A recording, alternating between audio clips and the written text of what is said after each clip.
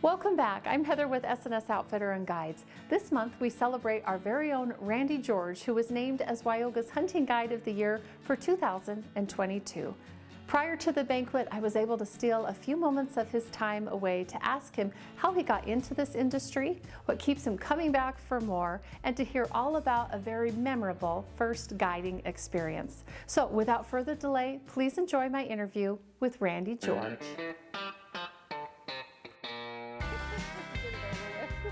So here we are. This is your big night. You are officially named as the winner of WYOGA's Hunting Guide of the Year. So first, I just want to start a little bit with your background. Can you tell us, how you got here?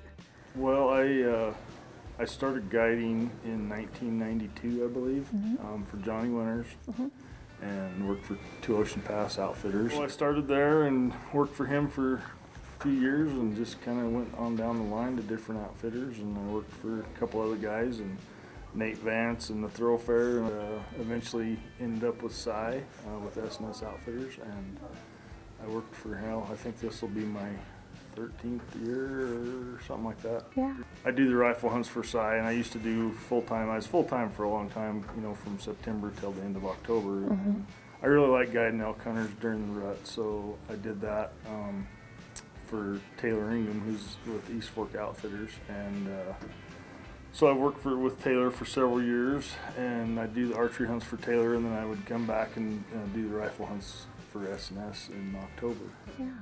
I try to be pretty active in WYOGA, and it's a blessing. They're a great organization, and I've been lucky enough to work for really great outfitters throughout the years, so it's been fun. Good. So even further back, how did you even become such an outdoorsman, and what was your first hunt that you went on? I know you grew up in Arizona. I grew up in Arizona when I was a kid, up in the White Mountains, and in a little town called Alpine. So it's right in the middle of the heart of elk country. I mean, it's huge for big elk. I mean, that's what they're known for. So my first deer hunt was when I was 14 with my dad, and that was just kind of got me started. And I had a pretty close core of friends that were pretty avid hunters, and parents that we were around all the time hunted, and so that's kind of where I got started, and stayed that way pretty much forever. Yeah. And how about your first guiding experience? Will you tell us that story? Yeah. So I started, like I said, I think it's 1992. I started with John Winters, and I was pretty nervous. I grew up in Arizona. For one, we don't have grizzly bears down there. Right. That was pretty intimidating. And this, where his camp was at in Two Ocean Pass, it's big country, and I got a kind of a mini tour of the country, and that was about it. And September 20th of 1992, I had a hunter from, I believe he was from Michigan. He was a young guy, and he had saved forever to come on this trip. I don't even know what an elk hunt was back then. Right. I remember the weather was kind of bad, and it snowed quite a bit that morning, and this guy, all he wanted to do was smoke a cigarette. I was like, hey, I said, we're hunting elk. I said, you can have a cigarette later, and but he just constantly asking me. So we finally got down to where we wanted to hunt, and the snow was there was just big old flakes, and it was snowing really hard, and it put down a lot of snow in a very short amount of time, and we just sat there and waited in the timber, and then it was like you couldn't have rode it any better. The sun came out, and the snow stopped, and the elk, we were surrounded by elk. Oh, wow. Right in the middle of all these elk. So, and the whole time we're sitting there, he's just like, can I have a cigarette? And he's just bugging me about it. And I wouldn't let him have a cigarette. So I call this bull in, and it took a couple minutes is all to get, because we were, like I said, we were right in the heart of all these elk. And the bull comes in, he shoots him, and the bull hits the ground, and I look at him, I'm like, okay, you can have a cigarette. So kind of how I feel about, this deal, the Guide of the Year thing, I kind of get to have my cigarette. I mean, it's very prestigious, and it means a lot to me. So this is pretty cool. So you're a saddle maker by trade, a very well respected one. So you're a busy guy, but what keeps you coming back? Just, I love the people. I like, you know, for one, I like hunting, and this is a big deal for people when they come out here. And I went on my dad took me to Colorado when I graduated high school, and it was a bad experience with the outfitter, and we just didn't get treated very good. And it was fun. I had a great time with my dad, but you know, I told myself after that when I started guiding, I always think back to that, and because this is a trip of a lifetime for me. Oh, absolutely. And so I really enjoy taking guys out, and I love taking kids. I got to do the Outdoor Dream Foundation hunt this year. Those are wonderful. And the little girl, she was great. She was a trooper.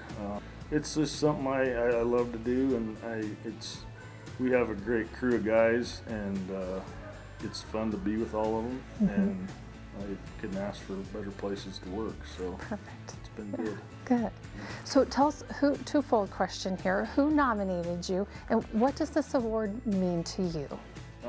Taylor Ingham is who nominated me, and it means a lot. I mean, it's something that, you know, I've had friends of mine that I've worked with before in the past. You know, of course, Benny got it last year, and that was great because he's very deserving of it. And so I've always, you know, I'm like, man, that'd be cool. You know? Sure. And so that's been, you know, it's not something I wake up and think about every day, you know, getting the Guide of the Year, but it is really cool, and it means a lot to me.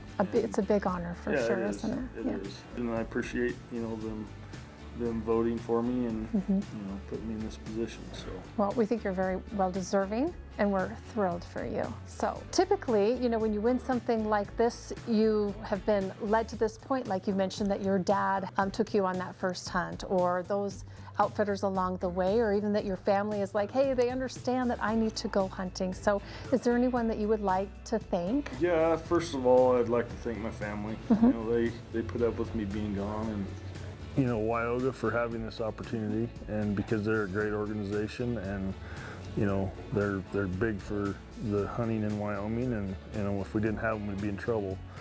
And thanks Cy and Taylor for being great outfitters to work with, and all my buddies that support me, and it's been good. But you know, the families suffer a lot when we're gone, and you know, my wife, she's a trooper. She's, you know, she does great, but you know, it is a hardship for everybody when they're off guiding for weeks at a time. So you know, it's important to thank the families, and you know, I certainly appreciate my family. So last question, and this is a tough one, if you're ready for it.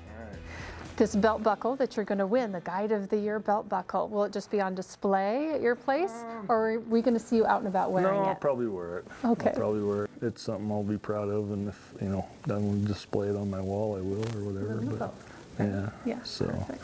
But I'll probably have to wear it once in a while. Yeah, I would think so. Well, you enjoy your night, and thank you for your time, and we are excited and thrilled for you. I Congratulations. Appreciate it. Thank you.